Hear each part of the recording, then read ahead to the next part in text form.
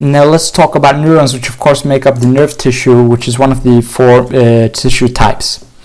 Now remember that neurons are responsible for the brain and nervous system, responsible for receiving sensor input from the external world and then transforming to electrical signals.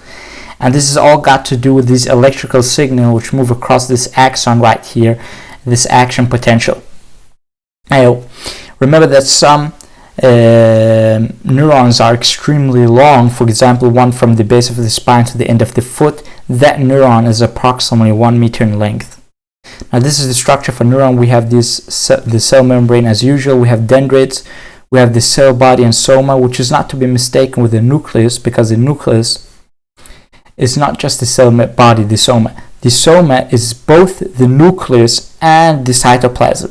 And the cytoplasm has a particular name in the context of neurons. It is called perikaryon. So the cell body is both the perikaryon and the nucleus. Here you see the nucleus. It can have a round and oval shape. By the way, in transmission electron micrographs, you'll see a very, very defined nucleolus in neurons. Also remember that in TEM, you'll typically see the best in transmission electron micrographs if we have this thick sectioning stained by impregation with heavy metals or micro injections with a tracer. So you'll see the neuron very good. Here you have the axon hillock, which integrates incoming signals from the dendrites and the cell body. This is the threshold determination, the most excitable part of the neuron, and if it exceeds the threshold, it will induce action potential. This is typically minus 55 millivolts. Then the action potential will move across the axon to the axon terminal to the next neuron. Here you also see this electrical installation of the axons by the glial cells, oligodendrocytes or Schwann cells, which form this myelin sheath. You have these nodes of Ranvier, which I'll talk about later. Now in all cells we have resting membrane potential, but it's particularly important when we're talking about neurons. And the resting membrane potential for neurons is approximately, minus 70 to minus 90 millivolts. This is the difference in ion concentration out and inside of a cell. The resting membrane potential is always when we're talking about in non-excited state. This is the electrical gradient that exists in all cells in non-excited state. Now how do we measure resting membrane potential? Well, we use a voltmeter inside and outside of a cell. We utilize a micro sharp electrode and a reference electrode.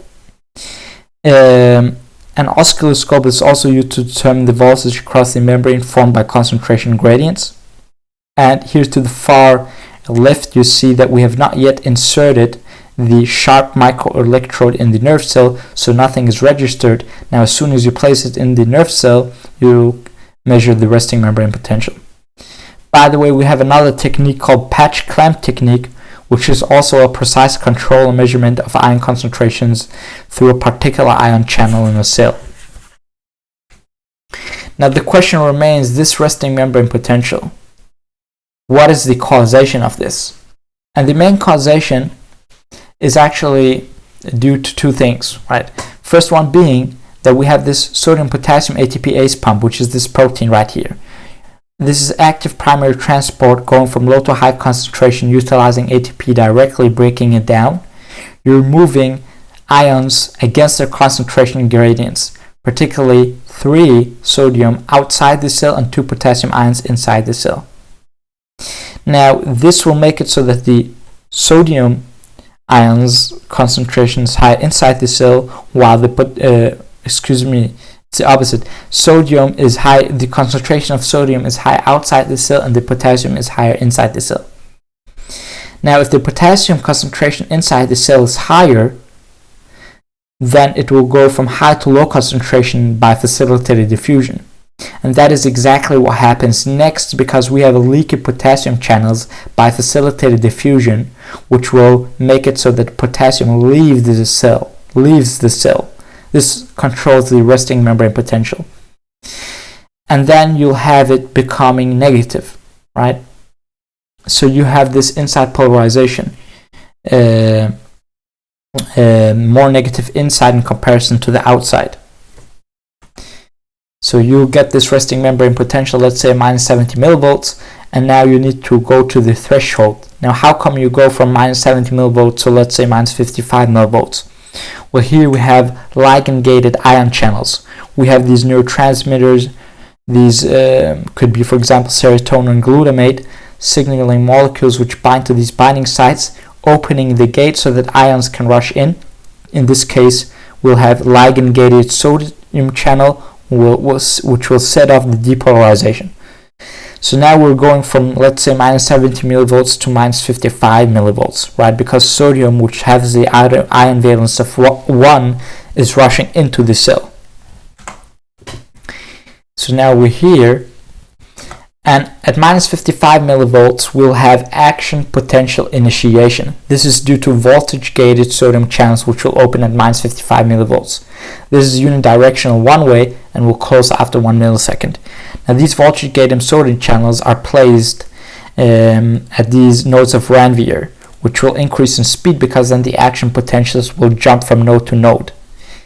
So we also have a particular disease called multiple sclerosis, which is basically an autoimmune disorder which is attacking the myelin sheath, so the action potential becomes slower, which is of course a devastating disease because now the neurons are not able to communicate at a fast pace, which will make the whole process slower, and yeah, a bunch of things can happen then.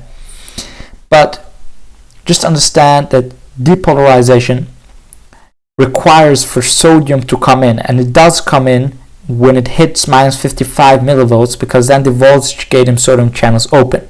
Sodium with the ion valence of 1 is coming into the cell, and the cell will quickly become positive, let's say to plus 30 or plus 40 millivolts.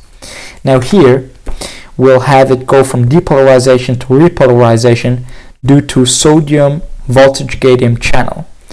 This is of course delayed after depolarization, as you see here. This is an outward current.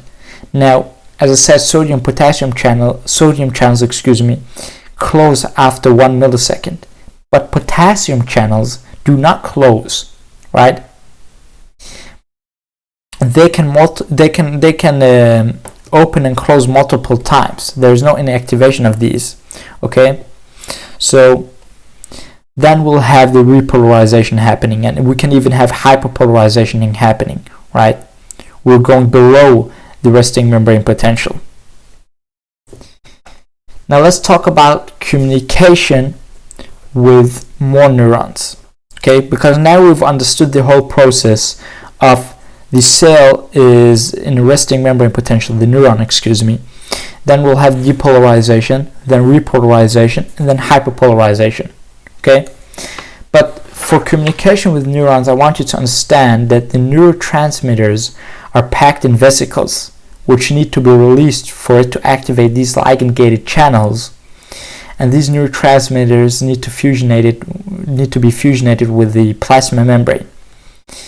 Now, of course, the neurotransmitters here at this cleft here, the synaptic gap, if we have the neurotransmitters here all the time, that is not good. We have to turn off the signal, because that prevents constant activation and also allows for specific signaling.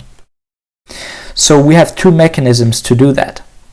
We have that we get the neurotransmitters reabsorbed in the presynapse, or also we can degrade the neurotransmitters. However, antidepressants keep neurotransmitters longer in the synaptic cleft, which inhibit reuptake. And so whenever you take these antidepressants, well, the neurotransmitters are not reuptaked, so they will just be available here all the time, and therefore will not turn off signals. And so these people will experience unusual happiness, or let's say they're not depressed anymore. They feel better because they have so many neurotransmitters available. And remember, this is the ligand-gated channels, which makes it so that we go from the resting membrane potential to the threshold, right? Which we typically set as minus 55 millivolts, and then the voltage-gated sodium channels open.